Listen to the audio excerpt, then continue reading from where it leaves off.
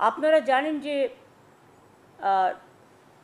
বিভিন্ন রাজ্যে যেখানে ডাবল ইঞ্জিন সরকার আছে সেখানে বাংলা ভাষা ও বাঙালি পরিচয়ের ওপরে পরিকল্পিতভাবে আক্রমণ চালানো হচ্ছে।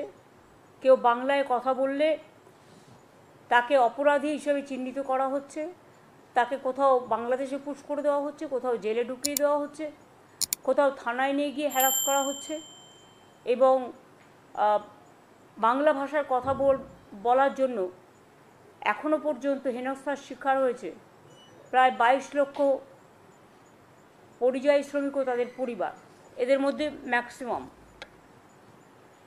কাজে এটা নিয়ে আমরা একটা সিদ্ধান্ত নিয়েছি যে বাংলায় যে সকল পরিযায়ী শ্রমিক বাংলার বাইরে কাজ করছে তাদের বাড়ি ফিরিয়ে এনে এবং তারা যদি নিজেরাও চলে আসে, যারা আসতে পারবে, যারা আসতে চায়, তাদের পুনর্বাসনের জন্য আমরা একটা পরিকল্পনা গঠন করেছি।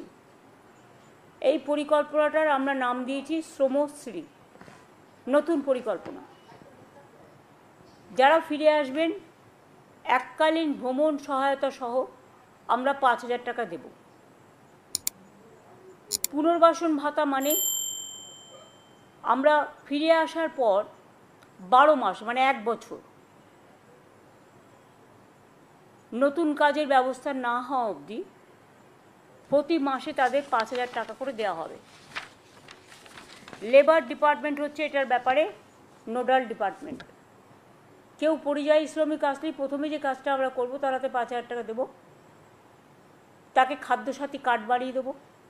এটা ডিএমদের বলা হয়েছে, বিডিওদেরও সমস্ত সিএস নিজে দায়িত্ব নিয়ে মনিটরিং করবে। এটা হাতে সঙ্গে সঙ্গে খাদ্যসাথী কার্ড, স্বাস্থ্যসাথী তার পরিবারের জন্য কার্ড। তাদের যদি নিজেদের বাড়ি থেকে ঠিক আছে, বাড়ি না থাকলে কমিউনিটি কিচেন সেন্টার, এবং তাদের ছেলেমেয়েরা অর্ধেক পড়াশোনা অবস্থায় বছরে ফিরে আসছে, সুতরাং তাদের স্থানীয় যে সমস্ত স্কুলগুলো আছে গভর্নমেন্টের, সেই সব স্কুলগুলোতে ভর্তির ব্যবস্থা করে দেওয়া। ভারতের গণতন্ত্রে এক বড় শক্তি হলো ভোটার। নির্বাচন যত ঘনিয়ে আসে রাজনৈতিক দলগুলি ঘোষণা ও প্রতিশ্রুতি ঝড় ততই বাড়ে। পশ্চিমবঙ্গেও এখন একই চিত্র। মুখ্যমন্ত্রী মমতা বন্দ্যোপাধ্যায়ের ঘোষণা করেছে নতুন প্রকল্প সমশ্রী, যেখানে পরিযায়ী শ্রমিকদের মাসে 5,000 টাকা ভাতা দেওয়ার কথা বলা হয়েছে। প্রশ্ন হলো, এটি কি সত্যি শ্রমিকদের কল্যাণ এক মানবিক পদক্ষেপ, নাকি আসন্ন ভোট মাথায় রেখে জনগণকে বিভ্রান্ত করার জন্য আরেকটি ভোট বাণিজ্যিক পরিকল্পনা? প্রকল্পের মূল কাঠামো কি জানেন? নাম সমশ্রী, লক্ষ্য ভিন রাজ্য থেকে ফিরিয়ে আনা শ্রমিকদের সহায়তা সুবিধা, মাসিক 5,000 টাকা, খাদ্যসাথী কার্ড, যাতায়াত ভাতা, প্রশিক্ষণ। মেয়াদ থাকবে সর্বোচ্চ 12 মাস, ভোট শেষ, প্রকল্প মেয়াদ শেষ। এতে উপকৃত হবে প্রায় 22 লক্ষ পরিযায়ী শ্রমিক। প্রকল্পটি কার্যত নির্বাচনকে সামনে রেখে চালু করা হয়েছে, কারণ এটি পরিযায়ী শ্রমিকরা বহু ভোট কেন্দ্র বড় প্রভাব ফেলে। করদাতার টাকা ও ভোট ব্যাংকের রাজনীতি, দেশের সাধারণ মানুষ কর দিয়ে সরকার চালায়। সেই টাকায় যদি রাজনীতিক রক্ষার জন্য মাসে মাসে ভাতা হিসাবে বিলিয়ে দেওয়া হয়, তবে সেটি দেশের মানুষের সঙ্গে প্রতারণা হবে। জাতীয়তাবাদী দৃষ্টিতে প্রশ্ন একটাই, কেন শ্রমিকদের স্বাবলম্বী করা কর্মসংস্থান সৃষ্টি করা হচ্ছে না? কেন তাদের কেবল ভোটের আগে টাকা বিলিয়ে নির্ভরশীল তৈরি করা হচ্ছে? ভোটের আগে ঘোষণার পরে ভুলে যাওয়া।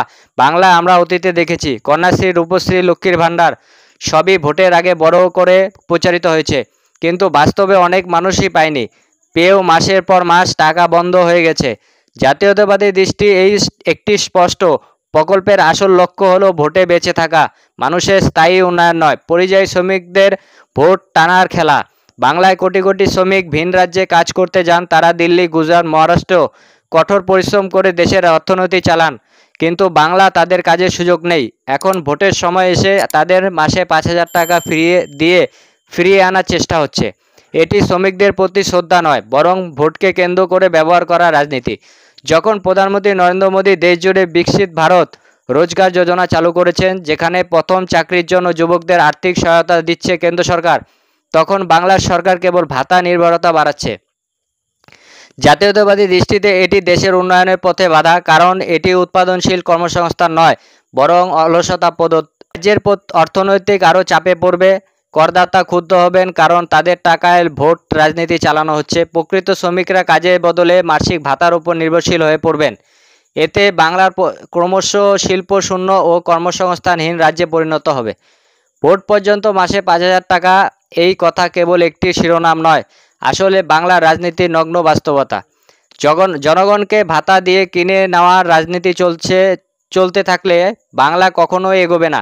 জাতীয়তাবাদী দৃষ্টিতে বাংলার মানুষের দাবি হওয়া উচিত চাকরি, শিল্প, কর্মসংস্থান, স্বচ্ছ শাসন ও উন্নয়নের দিশা। আর সর্বোপরি ভোট ব্যাংক নয়, জাতীয় স্বার্থে নীতি তৈরি করা সরকারের কাজ। যতদিন না এই দাবি বাংলার মানুষ জোর গলায় তুলছেন ততদিন প্রকল্প বদলাবে, নাম পাল্টাবে, কিন্তু বাংলার ভবিষ্যৎ একই জায়গায় দাঁড়িয়ে থাকবে। দর্শক, আজকের প্রতিবেদন এই পর্যন্তই। প্রতিবেদন দেখে আপনার কিছু মতামত থাকলে অবশ্যই কমেন্টের মাধ্যমে জানাবেন।